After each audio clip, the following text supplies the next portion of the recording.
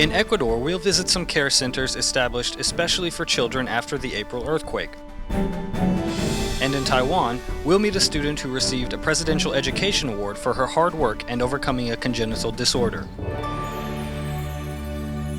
Welcome to DaAi Headlines. I'm Duncan DeAeth, and thank you for joining us. Following the earthquake in Ecuador on April 16th, some children were in need of care and companionship to help overcome their fear of earthquakes. Parents worried about the aftershocks wouldn't let their kids out of their sight. Manta's City Hall set up daycare centers so that under adult supervision, children could undertake therapy through art or conversation. After the earthquake, the Manta city government established daycare centers in 4 communities. Here we can see these children who are busy drawing and painting. Hello, hello.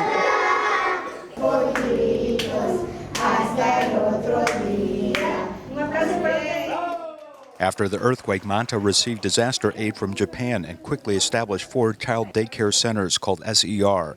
SER represents health, education, and leisure. The centers mainly provide a safe and relaxing environment for children to forget their fears associated with the earthquake disaster.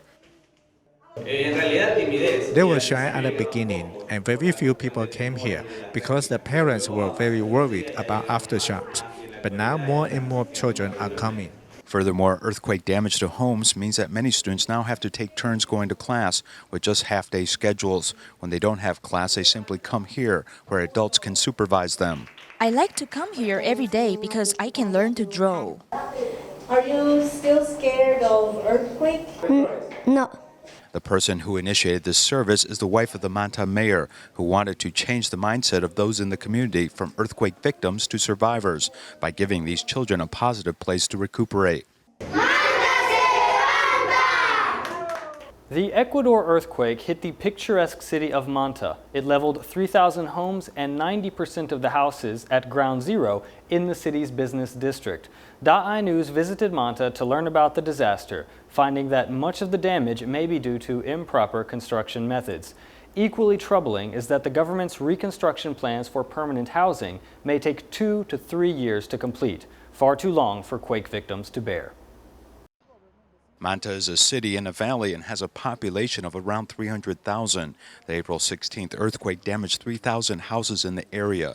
Afterwards, an examination of damaged houses was undertaken. Normally, in houses or houses with a big amount of damage, the inspectors, they put insecure and at the same time, another sticker say demolición.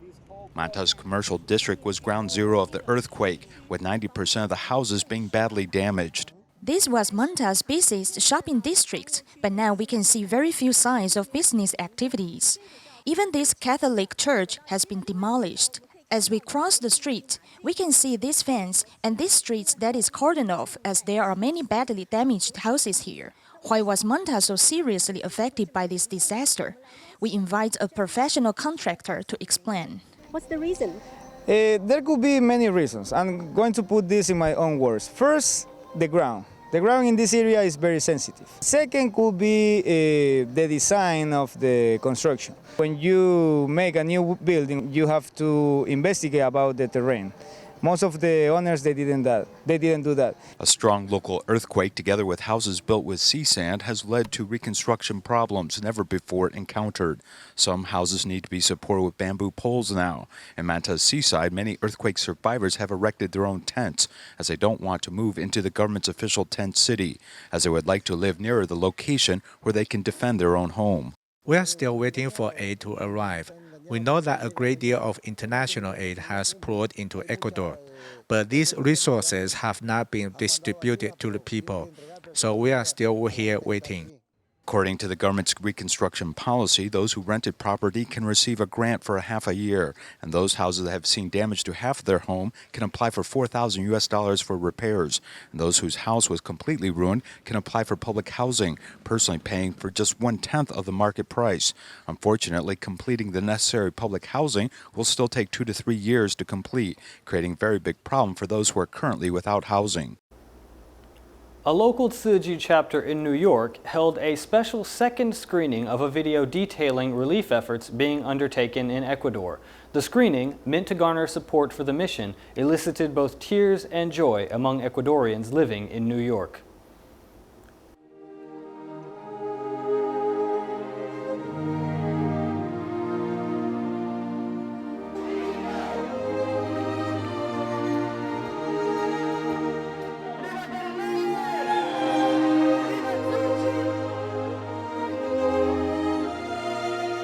This event is intended to help enable people to help themselves. It shares images and memories of the Ecuadorian earthquake reconstruction effort in the United States. In the cultural melting pot of New York, a community tea party has helped arouse people's enthusiasm and love for their native home. They can help themselves not only clean their hometown, they can also help each other to their neighborhood. On the first day, we arrived at the market in Ecuador, where we cleaned up toxic materials. We encountered Tzu Chi volunteers. When we left, we felt a little empty because we had just done a little, and yet there were still so many people who were still suffering and needed our help. Living in New York for 17 years, Ecuadorian immigrant Martha Zambrano was quite impressed by Tzu Chi and actively contributed to hosting this second screening of the video. In this time of change after the earthquake, you have demonstrated what is heart, strength, and fortitude. We are one family. Thank you. Thank you. It's a wonderful, wonderful feeling when I was there on the stage to share for this bamboo bank, because we were told by all these 10 million members to bring their care and concern to Ecuador. I personally took 12 bamboo coin banks because I want to share with everyone and also increase the amount of contributions that we can make. These coin banks are very useful, and Tzu Chi brothers and sisters truly deserve the full support of everyone. Relying upon the strength of everyone to contribute, Tzu Chi's long-term goal is to assist earthquake survivors with the ability to rebuild their homes. On July 31, 2014, a gas explosion occurred in Kaohsiung, Taiwan, which claimed the lives of 32 people. In putting out the fires and rescuing victims from rubble, 21 firefighters from the Kaohsiung City Fire Department also suffered injuries. We'll meet one firefighter who was injured 2 years ago, Huang Jianneng, and see how he is doing. There was a broken bone here below the eye socket, and then there was a cranial hemorrhage. From his cheerful exterior, you wouldn't know that Mr. Huang Jianneng suffered such serious injuries in the gas explosion that occurred in Kaohsiung on July 31, 2014. He jokes that the burns to his body have brightened his skin. Even now, his eye injury causes him to see a double image when looking from certain angles. Mr. Huang was only in the hospital for 27 days and then recovering at home for a month before he returned to active duty. When I first came back, I was worried about climbing up on the truck. I thought if I'd pass out, I'd look foolish. But actually, I never fell asleep. At the slightest little sound, I'd wake up. After returning to work following the gas explosion, this situation continued for about a month, as Mr. Huang made his recovery while still managing his responsibilities at work. Since then, Mr. Huang is even more careful about maintaining discipline and safety. First, we have to be especially careful to check equipment. I wasn't as disciplined about it before, but now I specifically check everything carefully. We'll keep checking on all of our injured firemen. Most of the time that they return to duty, they will want to return to a post on the trucks where they can fight fires. According to the Kaohsiung City Fire Department, the July 31st gas explosion injured 21 firemen in addition to the casualties and injuries of civilians. Of those 21 firemen, 11 were able to return to work in a relatively short amount of time. Now, after 2 years, with the exception of one person who was only a temporary serviceman, all of the firemen injured on July 31st, 2014 have returned to the force. Putting themselves at risk of serious injury, these brave firefighters are always prepared to make sacrifices for the safety of their community. Now, 2 years after Kaohsiung's deadly gas explosion, we honor their hard work and dedication.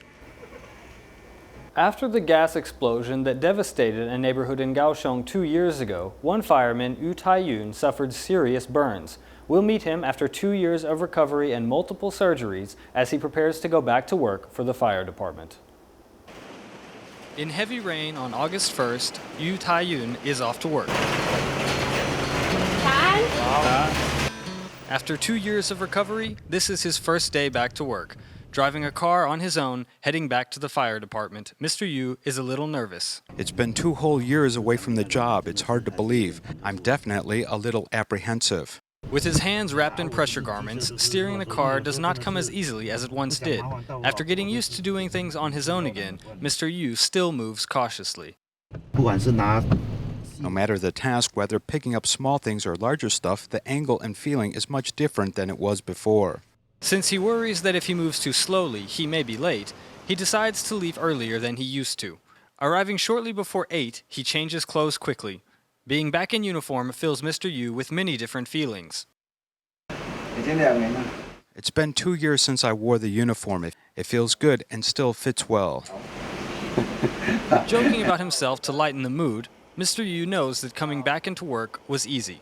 The difficulty will lie in the months ahead as he readjusts to working life.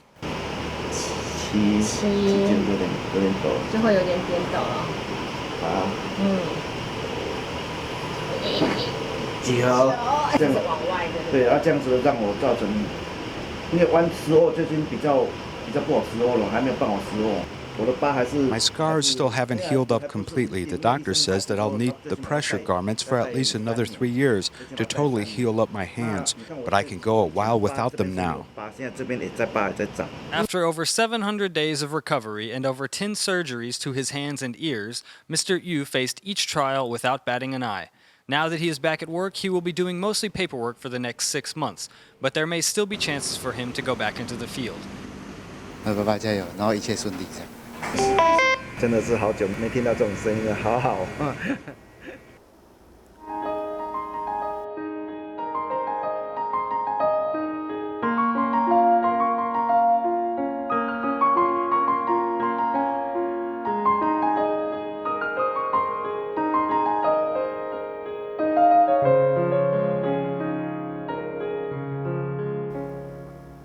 In Taiwan, we meet 8-year-old Guo Yuxuan, who has Klippel-Trenaunay syndrome, a rare congenital medical condition. After several surgeries, Guo's left leg is still deformed, and she is often ridiculed by her classmates. Despite this, the young girl faces life with courage and optimism. Her positive outlook on life made her a recipient of the Presidential Education Award. Here's her story.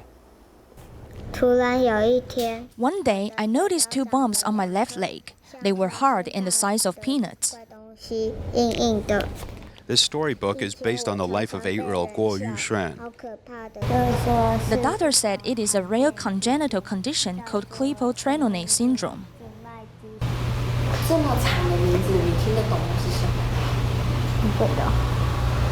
Though the medical terminology may be too difficult for 3rd grader Yuxuan to understand, however, the emotional pain she has had to endure is more deeply felt. They asked me why my leg looks so horrifying and strange.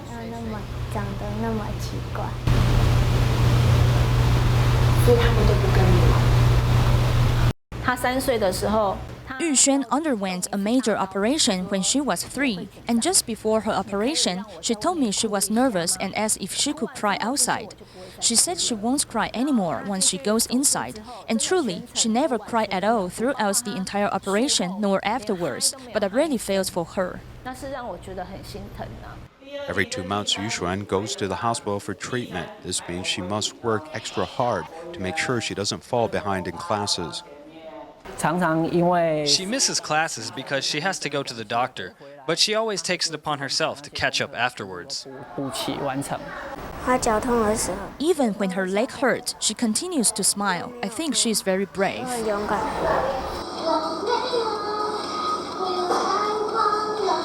Always looking to the bright side, Yuxuan responds to her condition with courage. Due to hemangioma of the leg, she gave up her dream of becoming a dance teacher. But now she hopes to become an art teacher instead. I want to be a teacher as well as a volunteer so that I can help others. I want to help those who have helped me in the past as well as others in need. Now Yuxuan no longer lets her condition get her down. Instead, she is living life to the fullest and enjoying what life has to offer. Out on the sports field, Yuxuan's energy radiates in all directions, just like the sun. Many people have encouraged me and told me that I'm brave and strong, so I need to strive and work harder. Tzu volunteers in Penang, Malaysia are caring for a solitary senior, Lim Kim Song. 33 years ago, Lim underwent an operation that affected his left leg, resulting in ulcerations. In July, a team of volunteers visited the 81-year-old senior to check on his condition. They persuaded him to get treatment at the hospital. Examining the ulcer in Lim Kim Song's leg, team of volunteers have come to help out.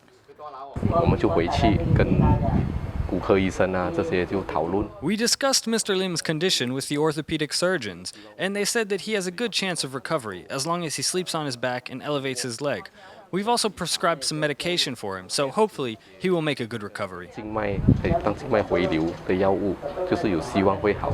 Tzu volunteers finally persuaded Lim to receive treatment at the hospital for the leg ulcer that has tormented him for the past 33 years. The 81-year-old senior has been living alone since his wife passed away 3 years ago and has been receiving assistance from Tzu. I could no longer work after the accident, so I sold my tricycle. Tzu gives me 300 ringgits every month to help me. No matter how tiring it is, though, I hope I can work again.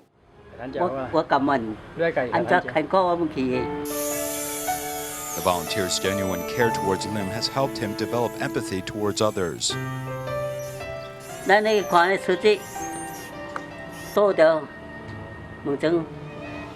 I was at the dialysis center and I saw patients lying on the beds.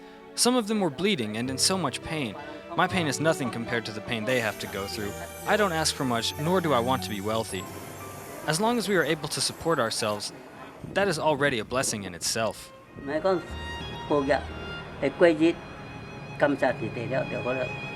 The senior's optimistic outlook on life is certainly an example for all. A team of volunteers have promised to continue their care in the days ahead. A student in grade 12 used to live alone, so he often skipped meals. However, police officer Lin Shirong took him under his wing and has cared for him like his own son for the past 3 years. For Father's Day, the teenager wrote a card to the officer to show his gratitude. This student, surnamed Zhang, will be in grade 12 in September. He wrote a card to express his gratitude to Lin Shirong, a retired police officer, for taking him under his wing for the past 3 years. The social worker said he needed a home because he lived alone, so I went to find out more about his condition. Then I wondered if I could survive alone at his age. And since I also live alone, I decided to take care of him.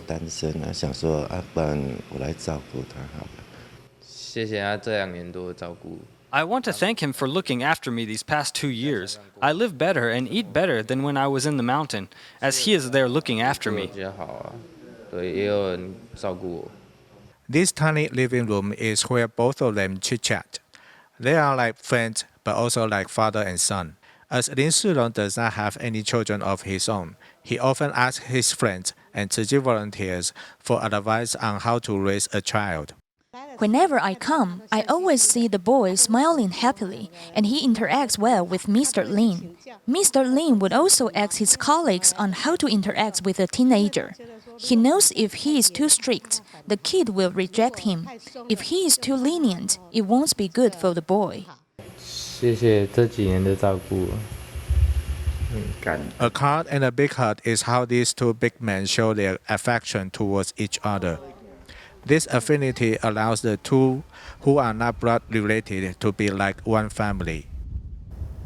For the upcoming 7th lunar month, Tzu volunteers are promoting filial piety along with right beliefs and right thinking. On August 5th, Tzu will present a musical adaptation of the Sutra of Profound Gratitude to Parents at the Chiang Kai-shek Memorial Hall Plaza. Over the weekend, Tzu volunteers got together to conduct their final rehearsal. Let's take a look. The Tzu Foundation's musical adaptation of the Sutra of Filial Piety is just days away. Close to 300 onstage volunteers have gathered at the Banqiao grounds in New Taipei City to conduct final rehearsals. Most young people would not want to spend time here, but since I'm here, I want to do my best. This has been a wonderful experience, and I've made many new friends. I haven't been as filial to my parents as I should. Now that I'm involved in this theater musical, I see it as a chance to reflect on my actions. On-stage volunteers' portrayal of parents whose hearts have been broken because of wayward children and a son who regrets not being able to repay his parents' love and kindness sooner tugs at the heartstrings. I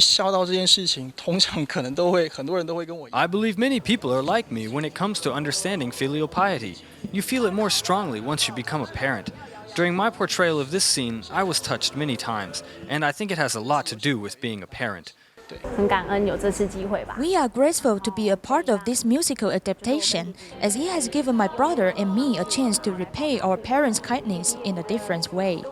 My brother told me that our mother is really happy, so we feel very blessed.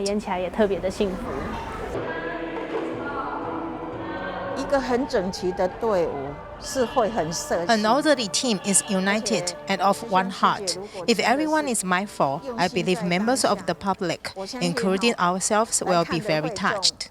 The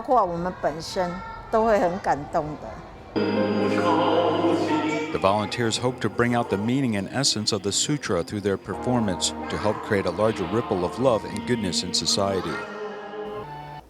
For the 7th lunar month, Tzuji volunteers around Taiwan will hit the streets to promote vegetarianism. This year, volunteers discovered more and more people can accept the idea of being vegetarian to protect the earth. They are encouraged that people are more perceptive and willing to try vegetarianism. For the 7th lunar month, Tzuji volunteers go to Siping Sunlight Business District to promote vegetarianism.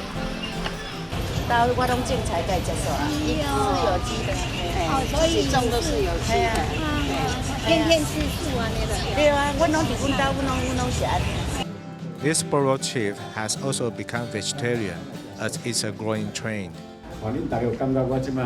Don't I look more energetic? No. It's because I'm a vegetarian now. When people see me, they tend to say, "Borough Chief, your face is brighter now. Why? You seem to have stopped aging." I haven't stopped aging. It's because I eat vegetarian food. Suiren Borough invites Tzuji volunteers and a nutritionist to explain to everyone the benefits of being a vegetarian. Vegetarians will eat a lot of bean products, and the products have the nutrients that are as good as fish and meat. So vegetarians can also receive the same nutrients and proteins. These Tzuji volunteers use kitchen knives and culinary skills to prepare vegetarian food freely given to neighbors.